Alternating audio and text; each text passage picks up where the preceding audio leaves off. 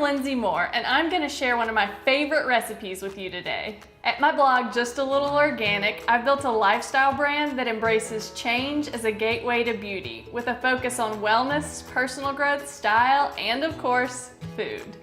Today, thanks to Ingles, I'm going to cook with you. I'm going to show you how to bring some of my favorite dishes to your kitchen table. We're starting out at Ingles, getting the ingredients to make my Smokey Black Bean Bowl. For a full list of all the ingredients, check out the shopping list underneath the video player. You can print a list and take it with you or pull it up on your phone when you're at the store. Now let's get cooking. All right, we just got back from Ingles and now we're gonna make my Smokey Black Bean Bowl. And the first thing we're gonna do is heat olive oil over medium-high heat, about 2 tablespoons. Once the oil's ready, we're gonna add in a small chopped onion, so we'll add about half of this, and you can get these pre-chopped at Ingles. It'll save you time and a mess. So we'll go ahead and add in about half, and we'll saute this until the onions get translucent, and it'll probably take about 2 to 3 minutes before we add the rest of our ingredients. And since these onions that you can get at Ingles are so small, they don't take long to cook at all, so you want to be careful not to let them burn too much on the bottom. And after they're a little bit translucent as they are now, we can add in the rest of our ingredients. So we'll add in 1 chopped pepper, doesn't matter what color, about 1/4 of a cup of tomato paste, and we're gonna use these sweet potato ribbons that you can get at Ingles, and you can also use a regular sweet potato and cut it into little small pieces, but this is just a lot easier. Open a bag, throw it in. And mashed garlic, 2 cloves of mashed garlic. We mashed them with a garlic press. You can also do it with a knife. And we have smoked paprika, about 1 teaspoon of smoked paprika and 2 teaspoons of cumin, ground cumin. And then we're gonna give this a stir before we add in a little bit of salt and pepper. So we just wanna make sure that we get these sweet potato ribbons onto the pan, and also that the tomato paste is nice and spread out.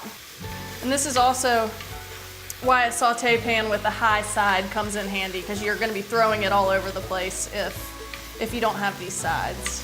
And if it starts to get dry, if you didn't use quite enough oil, you can always just add a tiny splash of vegetable or chicken stock or broth or even water, but I always have this handy. I'm going to add a little bit more later once we put the beans and corn in, but it comes in handy too if things start to dry out. All right, now that those are mixed together, I'm just gonna add a pinch of salt, so probably 1/2 teaspoon of sea salt and some fresh cracked pepper. And we'll do this again later toward the end when we're finalizing. All right, so we'll let this cook on medium for about 5 to 6 minutes, stirring occasionally and adding any liquid if you start to see it dry out. And we'll be right back. All right, so this has been cooking for about 4 minutes and our ribbons are soft, and we're gonna add our black beans. So this is 2 cans, 2 15-ounce cans of black beans rinsed and drained, and a cup of frozen corn, and you can let it thaw or not, it doesn't matter. It's gonna heat up quickly in this pan. And just give it a good stir, and we're gonna let this heat through until the corn and the black beans get warm. We're also gonna add a little bit of vegetable stock. I think I say 1/4 or 1/2 of a cup in the recipe, but really you don't want it swimming in the broth or the stock. You just want it to clean off the bottom of the pan, and it'll help mix all the spices and stuff too. All right, all we have left to do now is let this heat through, and then we'll be right back to plate it all up. So this will serve about 4, maybe even, about 4 to 5 people.